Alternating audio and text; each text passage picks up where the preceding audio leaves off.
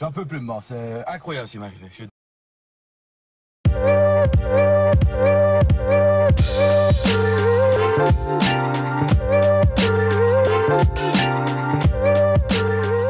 Et bonjour à tous, bienvenue sur la chaîne de l'Hexamon Crypto. Nous sommes le mardi 1er octobre 2024, 7h35. On va faire un point bien sûr sur les news. On va regarder le Bitcoin qui a clôturé son mois. On va regarder comment a été la clôture mensuelle.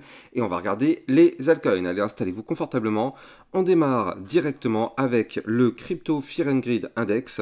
Donc on est à 50, on est revenu dans la neutralité. Il y a encore quelques jours, on était, bah oui, hein, c'est ça, avant-hier et hier, ouais, 29, 30, ouais, même toute la semaine dernière, on était dans la zone de cupidité. Et donc ça, en général, on le sait, quand on est dans le vert, on s'expose pardon, à un retracement. Et encore une fois, cet indicateur a parfaitement fonctionné. Dès qu'on s'est retrouvé dans le vert, on repasse un petit peu dans la neutralité, voire même pourquoi pas dans le rouge. Et en général, quand on est dans le rouge, par la suite, on revient dans le vert. Donc cet indicateur est vraiment hyper intéressant de toujours avoir en tête. Donc n'hésitez pas, vous avez le lien de cet indicateur en description de cette vidéo. Vous avez le lien, sinon vous allez sur lexamoncrypto.fr, mon site internet.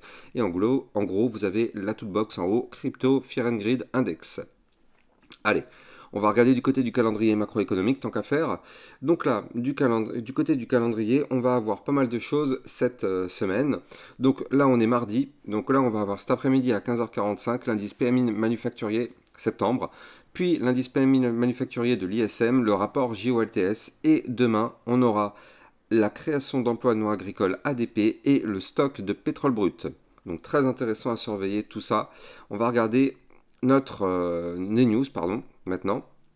Alors, on commence avec Michael Saylor, qui est le CEO de MicroStrategy, qui dit que 99% des bitcoins seront minés d'ici le 2 janvier 2035. Nous en sommes actuellement à 94% de bitcoins minés avec environ 1,2% de supply restante. Donc lui, on sait, hein, lui, il a envie de tout rafler. Dès qu'il y a des bitcoins à acheter, lui, il est chaud bouillant pour les acheter. Donc effectivement, c'est pour ça qu'il s'intéresse vraiment à combien il reste. Du côté du club LexaRocket, hier, on a vu plusieurs cryptos, dont le FTM, on a vu le Tao, je crois, et je sais plus c'est quoi la troisième crypto qu'on avait vu. Bref, en tout cas, si vous aussi, vous voulez recevoir encore plus de vidéos que ce que vous pouvez avoir sur YouTube et avoir des potentiels crypto-pépites ainsi que des vidéos concernant toutes les cryptos que vous kiffez, CKB, Tao, Fetch, Render, bref, toutes ces cryptos-là, n'hésitez pas, vous avez bien sûr le lien en description de cette vidéo pour rejoindre le club LexaRocket. Ah oui, voilà, c'était la crypto data hier avec une potentielle alerte pépite. Bref. Alors, du côté de crypto détente, il nous pousse l'information comme quoi la commission de surveillance financière de Taïwan a annoncé que les investisseurs professionnels peuvent désormais accéder aux ETF Bitcoin sous des réglementations et une surveillance spécifique. On continue, bon, rien à voir avec la crypto, mais RIP Dikembe Mutombo, donc NBA Legend, je ne sais pas si vous connaissez, en tout cas pour tous ceux qui aiment le basket et la NBA, bah, vous êtes forcément au courant et vous connaissez forcément cette personne, donc bon bah, RIP la légende. Crypto détente qui nous pousse que le Japon pourrait bientôt alléger les taxes sur les cryptos et lancer des ETF dédiés suite à une révision réglementaire en cours. Cela pourrait attirer davantage d'investisseurs et booster l'innovation dans le secteur des cryptos, effectivement. Donc, affaire à surveiller de très près ce qui se passe du côté du Japon. On a le CEO de CleanSpark qui est Zach Bradford qui s'attend à ce que le Bitcoin atteigne les 200 000 $ sur ce cycle. Donc sur la base de son analyse actuelle, je crois que nous pourrions voir un pic du Bitcoin juste en dessous des 200 000 $ au cours des 18 prochains mois. Bon, il a également déclaré dans une interview avec Bernstein que les mineurs de Bitcoin sont actuellement sous-estimés par rapport à leurs rivaux qui se diversifient dans l'intelligence artificielle. Je pense que nous commencerons à voir une poussée significative du prix du Bitcoin après l'élection jusqu'en janvier. Bon, bah on va voir ça, hein. On va voir si notre ami Zach Bradford a raison ou pas, mais en tout cas, clairement, on aimerait bien. Moi, 200 000 $ sur ce cycle, ça me paraît un petit peu compliqué, mais on croise les doigts, en tout cas, c'est peut-être pas forcément fini. Alors ça y est, les scams, ils ont toujours des coups d'avance, regardez ça. Ils ont changé leur robot parce que les anciens commençaient à être un petit peu blacklistés. Le fait que vous signalez tous les commentaires, ça c'est très bien. Mais là, vous le voyez, les scams, ils ont changé leur crypto. Donc là, maintenant, c'est plus la, je sais plus c'était quoi, AWS, je sais pas quoi maintenant, c'est le XAI 204 ou un truc comme ça. Donc là, maintenant, voilà, les robots des scams vont pas lâcher avec ce type de commentaires-là dans les commentaires sur YouTube. Donc ça, vous êtes sûr et certain que ce sont des arnaques. Moi, mais il faut que tout le monde le fasse, devons les signaler. Voilà, il faut cliquer droit, signaler comme spam ou je sais plus comment ils appellent ça sur YouTube. Comme ça, du coup, plus il y a de personnes qui signalent, plus effectivement YouTube fait quelque chose. Moi, si je suis le seul à signaler, malheureusement, ça ne fonctionne pas. Je n'ai pas le poids de toute une communauté. Donc en tout cas, moi, j'essaie de les supprimer tous les jours, mais bon, vu que c'est des robots, ils reviennent. Donc c'est un petit peu chiant, mais bon, voilà. J'ai failli me faire troller par Elon Musk. Il avait posté juste cette photo-là. Et en fait, moi, en lisant rapidement, j'ai failli me faire troller par, par le message qu'il avait écrit sur sa tasse. Bon, c'était juste la petite joke. Et on termine avec le petit résumé, parce que vous le savez, hier, donc si je reprends mon calendrier macroéconomique, hier à 19h55, on a eu un discours de Jérôme Powell, donc le président de la Fed. Et donc, dans ce discours, Jérôme Powell a annoncé plusieurs choses. Il a annoncé que la récente baisse de 0,5 points des taux d'intérêt ne signifie pas que d'autres réductions seront aussi importantes. Les futures baisses des taux seront plus modestes, probablement 2 de 0,25 chacune cette année, en fonction des données économiques, bien évidemment. Et il a aussi souligné que la Fed cherche à équilibrer la réduction de l'inflation tout en soutenant un marché du travail sans suivre un plan préétabli. Il a exprimé sa confiance dans la solidité de l'économie et la baisse continue de l'inflation. Donc là, effectivement, c'est plutôt pas mal, plutôt une bonne information. Donc on va voir ce que ça va donner. Allez, sans plus attendre, on démarre l'analyse technique. Mais avant ça, je rappelle à tout le monde que tout ce que je vais dire dans cette vidéo n'est en aucun cas un conseil financier. C'est à vous de faire vos propres recherches et n'oubliez pas que le trading de crypto comporte des risques de pertes partielles ou majeures. Du côté du Bitcoin, alors du coup, hier, on a clôturé de façon ultra chirurgicale, regardez cette mèche, enfin c'est pas cette mèche en fait, cette clôture de bougie hier, posée pile poil, vraiment, est-ce que, pas chirurgical sur ma chaîne YouTube, regardez ça, on est posé de façon ultra chirurgicale sur la zone de support des 63 264. Je vous l'avais donné hier ce support et regardez ça, il a parfaitement tenu. Donc pour l'instant, c'est très très bien. Le support tient. On n'a pas fait de point bas plus bas que le précédent. Donc pour l'instant, la tendance haussière n'est toujours pas cassée. Donc ça, c'est plutôt bon signe. Là, maintenant, ce qu'il nous faut, c'est rebondir sur ce niveau de support des 63 264. Et si on arrive effectivement à rebondir dessus, alors oui, dans ce cas-là, on pourrait pourquoi pas revenir retenter la cassure des 64 464 qui est la prochaine zone de résistance. Mais avant de parler de tout ça, ce qu'il va falloir noter, c'est la clôture mensuelle. Parce que là, vous le voyez, on a un Bitcoin qui a clôturé le mois de septembre dans le vert. Et oui, et ça, quand on le sait historiquement par rapport à ce que nous a fait le marché dans les précédents cycles, quand le Bitcoin clôture le mois de septembre dans le vert, en termes de statistiques, attention, ce n'est pas moi qui le dis, ce sont juste des statistiques, le Bitcoin fait toujours 2 à 3 mois par la suite, donc potentiellement octobre, novembre et décembre, qui sont eux aussi bullish.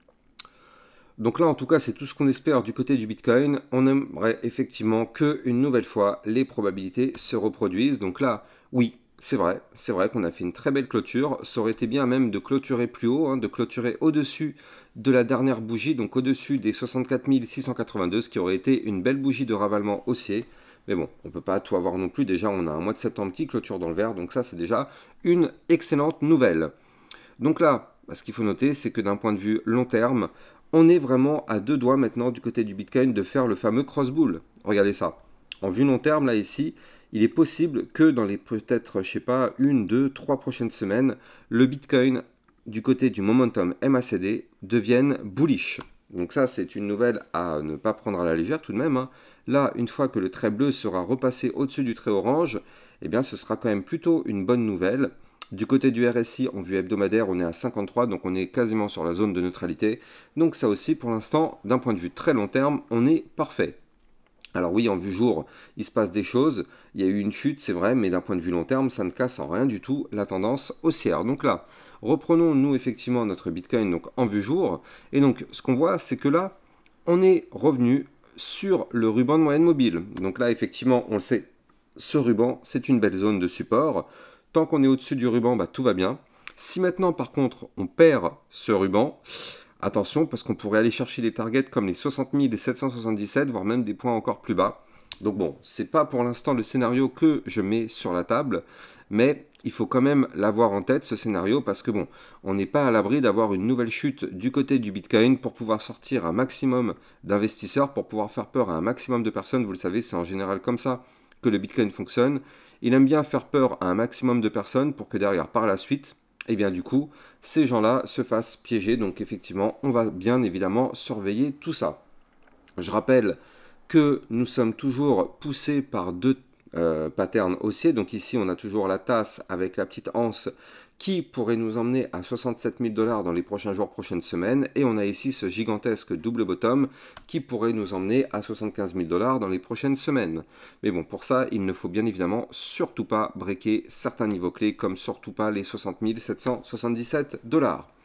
Donc là, d'un point de vue technique, on a un Bitcoin qui n'arrive pas à casser ses résistances. On s'est fait rejeter par la résistance des 65 535. Bon, c'est normal, ça fait très longtemps qu'on n'était pas revenu rechercher cette résistance.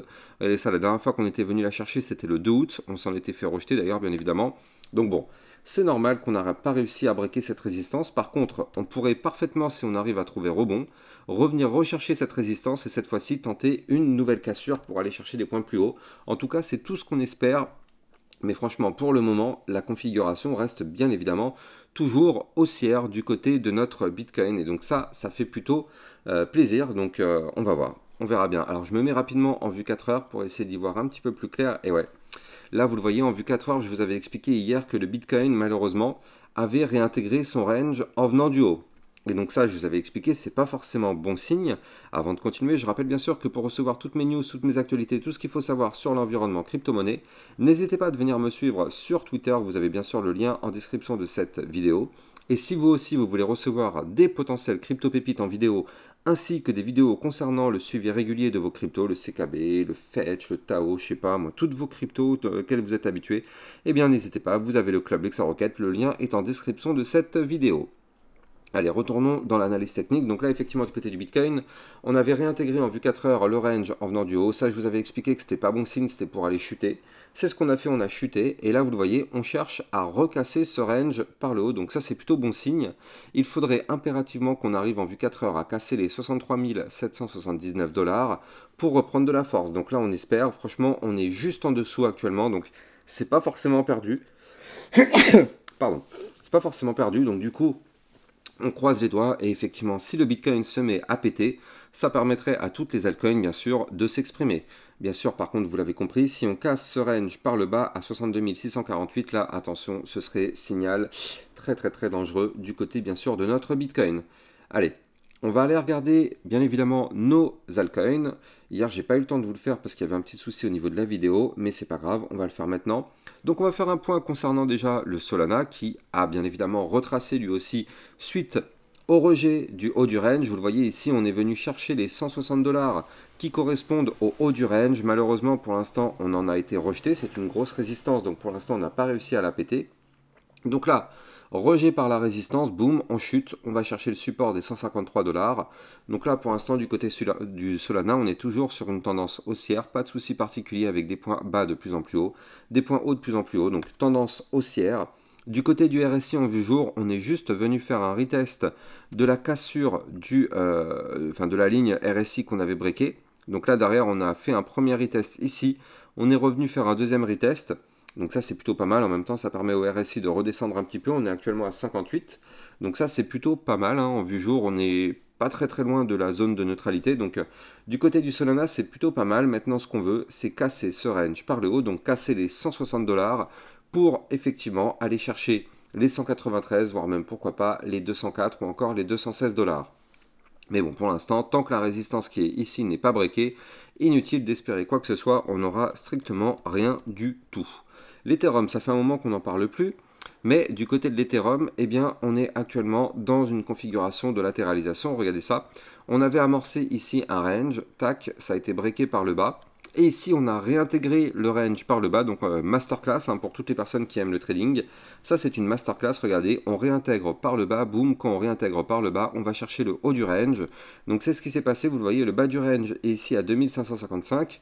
On a été chercher le haut du range à 2723 $, on s'est fait rejeter, c'est une résistance. Qu'est-ce qui se passe?